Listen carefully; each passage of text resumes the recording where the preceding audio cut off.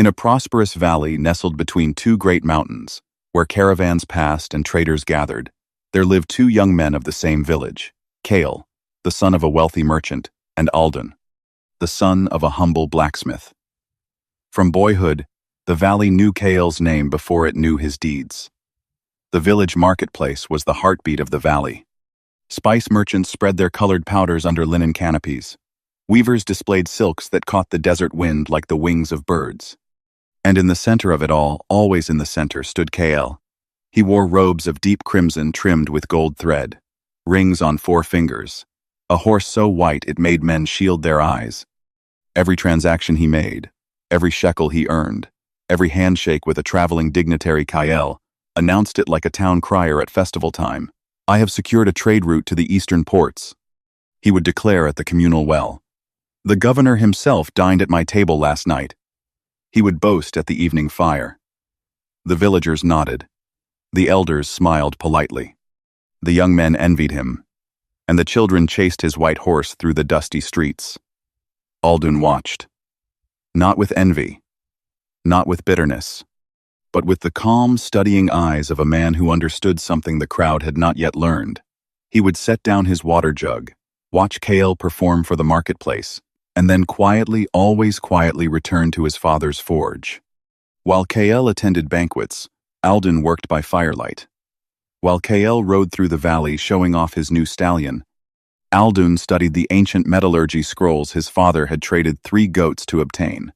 While Kael slept late after long nights of celebration, Aldun rose before the roosters, lit his forge before the sun lit the sky, and began again. The neighbors sometimes heard it in the night and murmured to their wives, "That strange Aldun working again in the darkness." They did not understand that the darkness was exactly where the most important work is done. He made mistakes. He cracked blades and restarted. He burned his hands and bandaged them and returned to the anvil. He learned that iron, like a man's character, only becomes strong when it is repeatedly placed in fire. Nobody celebrated his failures. Nobody knew about his progress. And that was precisely his power. 7 years passed over the valley like 7 slow rivers. Kael's name had spread across 3 provinces not because of what he had built, but because of what he had said. He had promised trade routes that dissolved. He had announced partnerships that crumbled. He had borrowed gold from merchants in the East to fund a lifestyle that glittered on the outside like polished brass. But brass is not gold. The caravans stopped coming to Kael. The dignitaries stopped sending invitations.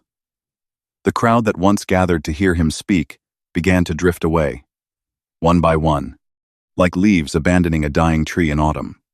And Kael sat one night alone at the great fire, the same fire where he had once held court like a young king, and stared into the flames with hollow eyes. The crimson robe was faded now. 2 of the rings were gone, sold to cover debts. The white horse had been traded months ago. He had spent 7 years building an image. And an image, when the wind blows hard enough, simply disappears. It was a traveling armorer from the capital city who first brought word. He arrived at the village inn, covered in road dust, asking not for Kael, not for any merchant, but for the blacksmith's son.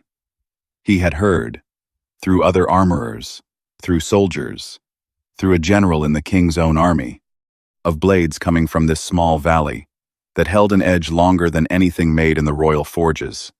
The innkeeper blinked. "Aldun? The quiet one?" "The very same," said the armorer. The next morning, 3 royal envoys arrived on horseback, then a general, then a lord. They walked past the marketplace, past the merchant stalls, past everything that had once defined the valley's idea of success, and they stopped at a small stone forge at the edge of the village. Aldun greeted them at the door. He was plain in appearance. His hands were calloused and scarred. His tunic was simple, undyed linen. There was no ring on any finger. His eyes were calm and unhurried, the eyes of a man who had never needed anyone to tell him he was on the right path. He had received a letter the night before, a royal commission to supply blades to the king's cavalry. He had read it once, set it on the anvil, said a quiet prayer of thanks to God and to his father's memory. And then, He had gone to sleep early, so he could rise before sunrise and begin the work. There was no announcement, no bonfire, no performance, only the soft sound of purpose, breathing in the dark. Word spread quickly, as word does in small valleys. When the villagers discovered what Aldun had become, not through his own telling, but through the appearance of royal horses at his gate, a strange hush fell over the marketplace. The elders, who had politely smiled at Kael's boasts, now sat in silence, recalculating everything. The young men who had envied the crimson robe now looked differently at the unadorned linen. And Kael, standing at the edge of the crowd that had gathered outside the forge, felt something he had never once felt in all his years of being watched, invisible.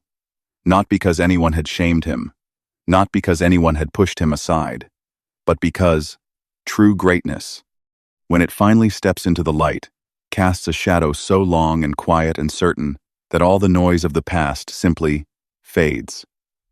That evening, the eldest man in the valley, a white-bearded sage, who had lived long enough to watch 3 generations make the same mistakes, gathered the young people of the village at the fire.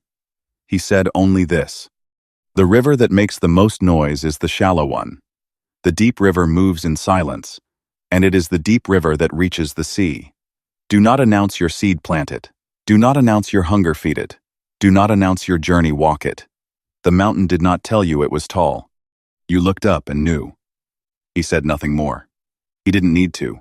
Fire hardens what noise cannot. Your most transformative growth happens in private struggle. The forge, not the festival, is where character is made. The loudest voice in the room is rarely the wisest. True mastery runs deep and still, like a river that has no need to announce its own current. 7 silent years outweigh 7 loud ones. Patience practiced in obscurity builds what a lifetime of applause never could. The tree that grows slowly grows strong. Your work is your herald. You will never need to send word of your own arrival. Those who are meant to find you will follow the sound of your hammer even across mountains. The final truth, spoken across all time, from ancient valleys to modern cities, the principle has never changed. The ones who last are never the ones who were loudest. They are the ones who disappeared into their work, into their craft, into their calling, and emerged not with a shout, but with something the world could not ignore. Build in silence, rise in peace. Let the work speak, in a voice no human tongue can match.